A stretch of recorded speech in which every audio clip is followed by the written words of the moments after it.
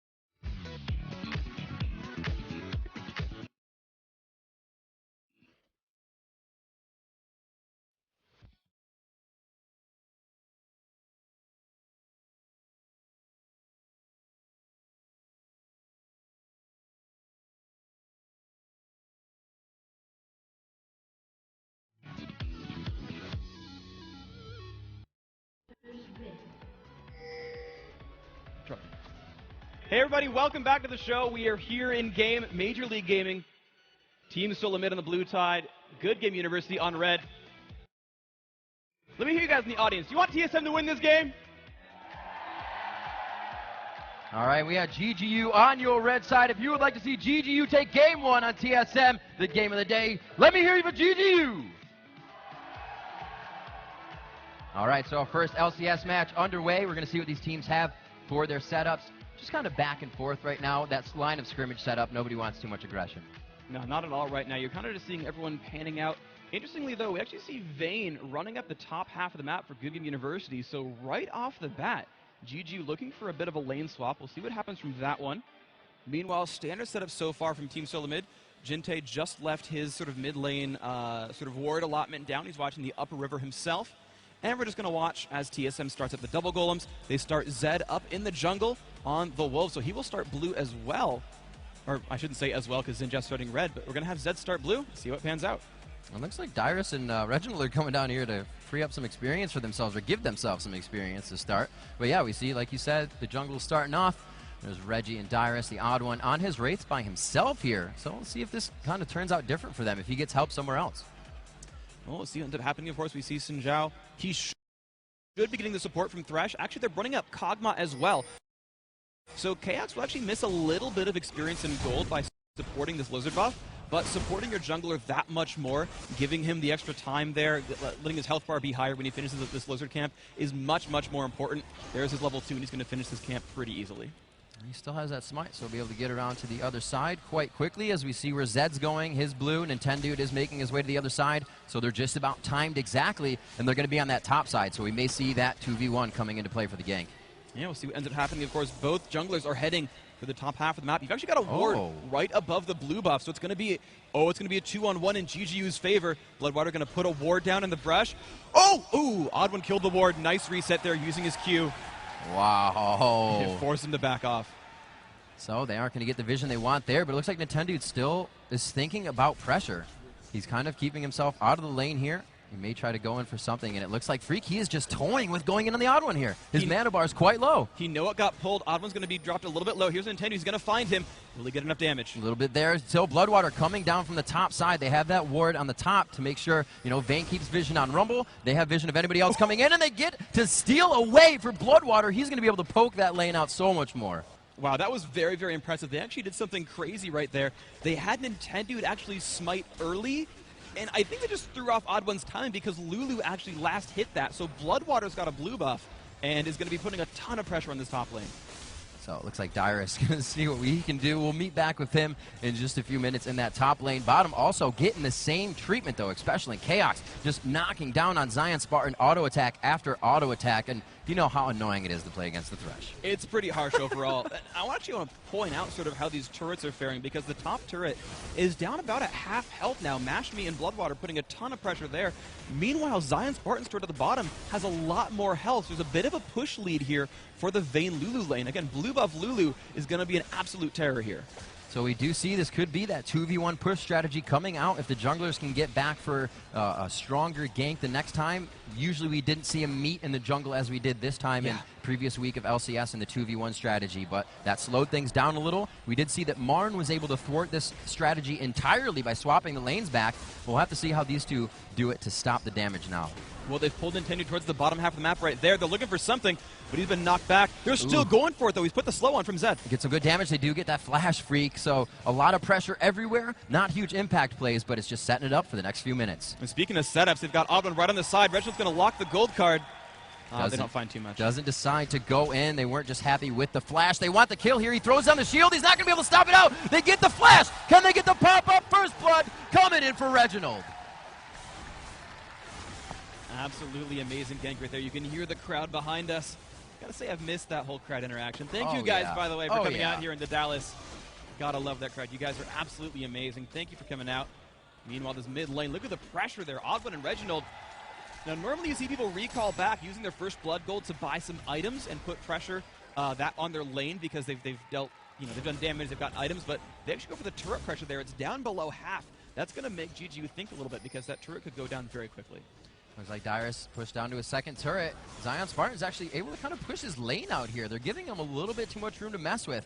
And now that that top lane has been thwarted out from a tower, we can see Reginald getting a little aggression there. Looks like Jinte moving down to keep Bloodwater safe. These guys need to start moving and roaming for at least a few kills to stop the pressure. It's just too much right now from TSM.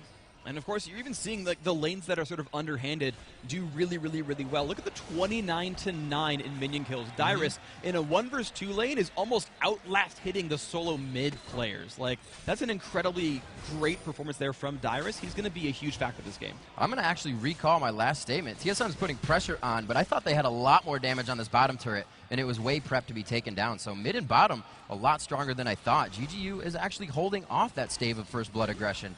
And it looks like Dyrus is forced to farm out, not even warding for himself. Feels pretty comfortable. That is interesting, actually, because he's completely able to be surrounded. If they wanted to, they could focus out Dyrus this game. Oh, the ultimate coming in from Twisted Fate is going to be right on top of Jinte. Jinte could go down again. That flash was expended last time. The last card, Reginald now with 2.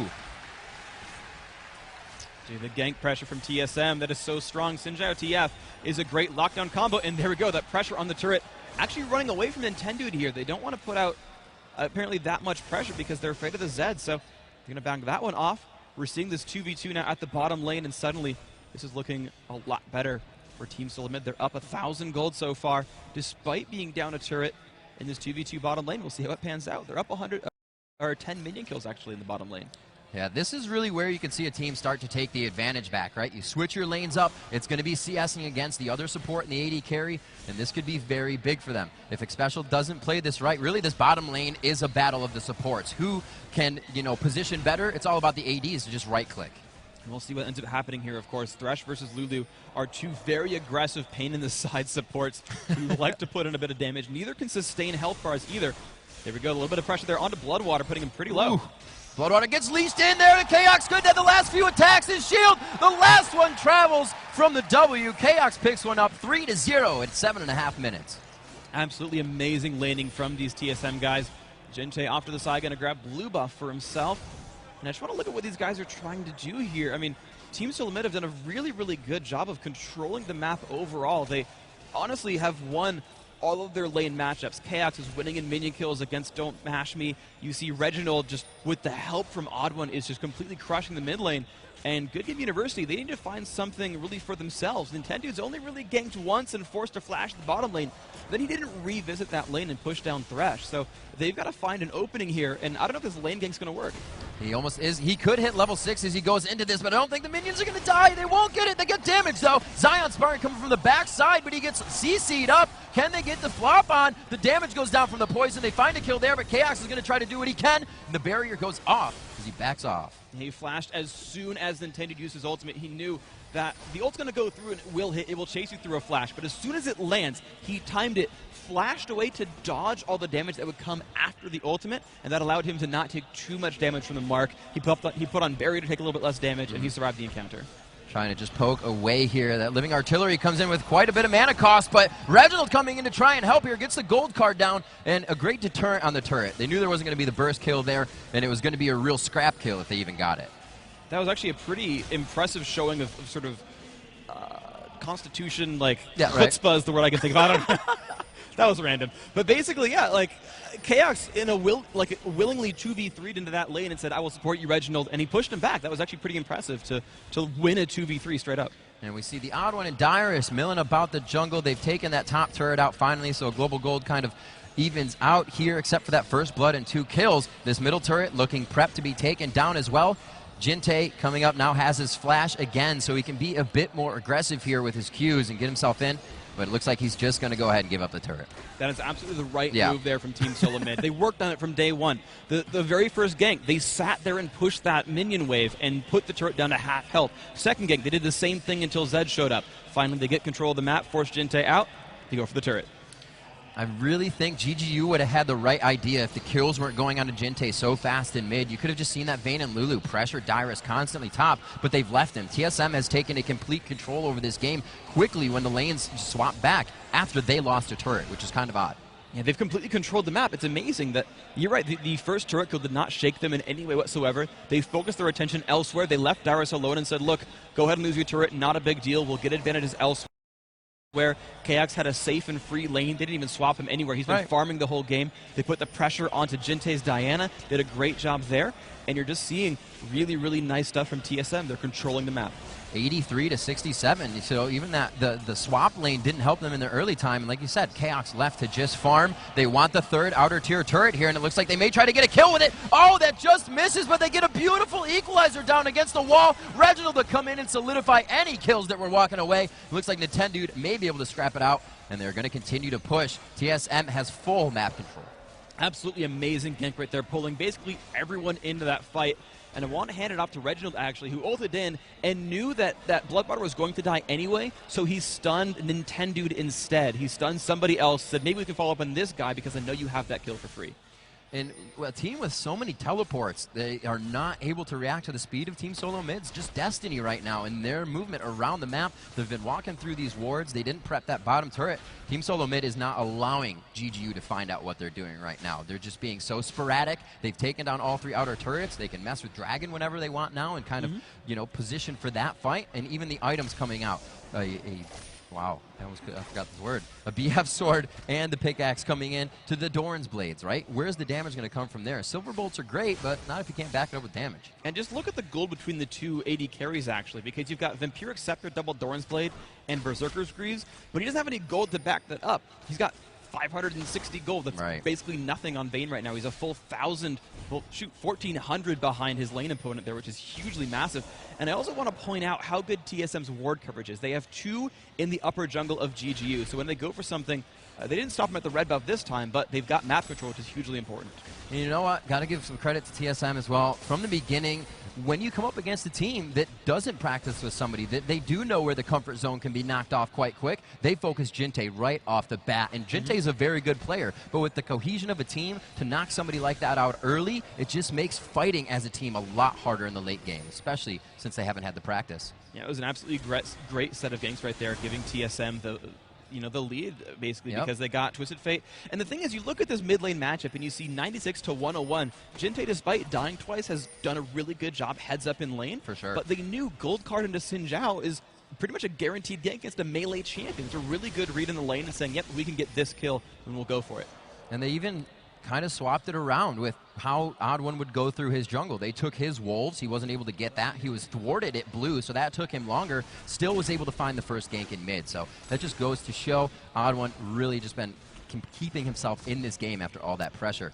GGU losing another turret here. Have to find some ground somewhere. It's going to have to just come to, 20, 25 minutes when they've got that first core item / mid items and they can start to 5v5. But right now, TSM in a very demanding lead. Exactly. 5v5s are really a big deal here because you're seeing the lanes really go TSM's way, and they're doing a beautiful job of that. Dragons, turrets, the whole 9 yards. Obviously, TSM's doing great. But Good Game University, we said it a little bit in Champion Select. They've got basically 4 to 5 guys who can participate in diving KX's Kog'Maw, and you'll have a very rough time getting away from fights. You really, really will. They've got Zion, Spartan, Split pushing to buy time for their team, and so they can get to that 25-minute mark, honestly, pretty easily. Again, in team fights, they could probably kill Chaos, and they've got their own giant carry. They've got their own Vayne, who, if she catches up in items finally, will be a really high-impact champion. If TSM ever gets caught out in a 1 vs. 5, GGU has initiation. They have ways to catch, and so TSM obviously in the lead, but GGU has comeback hooks. It's great late game damage, like you were saying. We've seen what I can't even think of anybody's name right now. We've seen what Skara does on Dignitas, on Diana. That's what I wanted. But yeah, Diana has crushed down a 4,000 HP Jarvan late game. That we saw that St. Vicious Baron fight between Curse and Dignitas. So Diana can get there, like you said. Vayne, the Queen, hyper carry. See if they can get it through. He's going to be going against Chaos, though, so that becomes the positioning war for AD carries. It's going to be interesting. We'll see what ends up happening. Positioning, really, you said it. It's going to be the major factor of these team fights. Gold is nice, but remember that some of that gold does come from the Twisted Fate passive. Gold really means 2 things. It means who's winning the game by looking at numbers and who's been doing the best in accruing such a gold lead. Now, TF kind of has half of that. He has, obviously, they have more golds, they're more powerful, but it will lie to you a little bit in how much better TSM is doing. I do want to say that GGU, I just said it again, but they have the ability to come back. So, see what these guys are up to. Diana has finished the Nashor's Tooth. Still hoping for a big item to be finished on Vayne, though. Yeah, we have the Lich Bane coming out for Reginald on Twisted Fate as we go around. Locket of the Iron Solari all ready for Odd1 just means they are ready to go into fight. If they can get that fight phase before, like I was saying, the 23 minutes, it's going to be really hard for GGU. But GGU is playing this smart right now. They're not letting themselves get engaged on. They're clearing out the lanes, and they're playing it very careful. They haven't walked in the same spots that they were losing fights earlier. And interestingly enough, TSM is also playing it carefully. They've gotten 4 turret kills. They know Dragon's coming up fairly soon, but they're not forcing things. They're not running in behind turrets and getting caught out. They're getting the ward coverage, and then when they go for deep wards, they accompany the support with theirs to make sure he doesn't get caught out while trying to put these aggressive wards down. And so I want you to kind of pay attention to the minimap if you can, and when TSM goes for the next aggressive push, how they started out and how they get that fight there, because that's going to be really important. Not getting caught out is huge for TSM.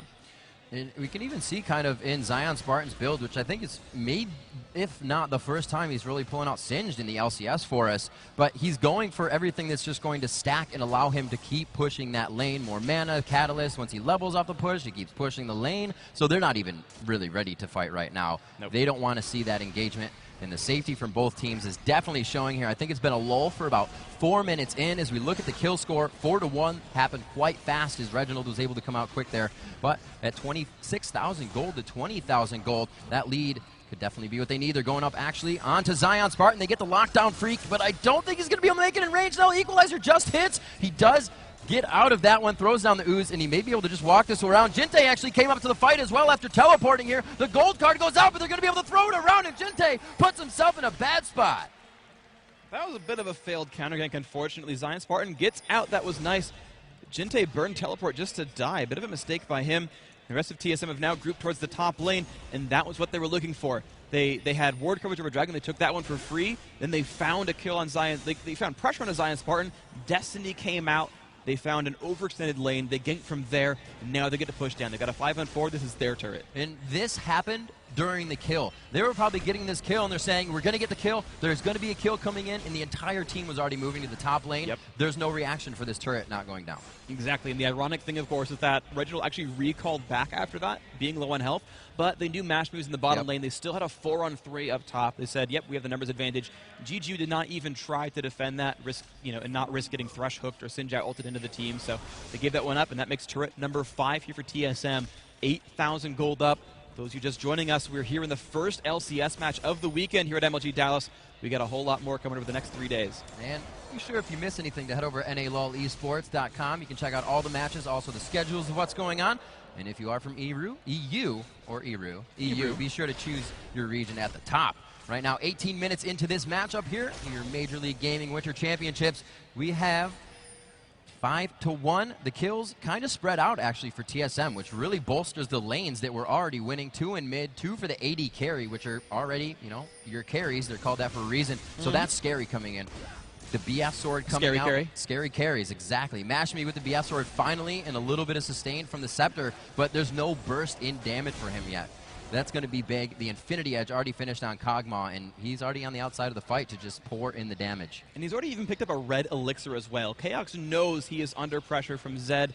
And so he's picking up just a little bit of health. The double Doran's Blade, not a Vampiric Scepter. The red elixir, a lot of bonus health. Grabs a Negatron Cloak right off the bat to try to survive Zion Spartan and Jinte. He knows that, I got enough damage. I'm going to make sure I don't die. We'll go from there. Yeah, it's really too early in the game.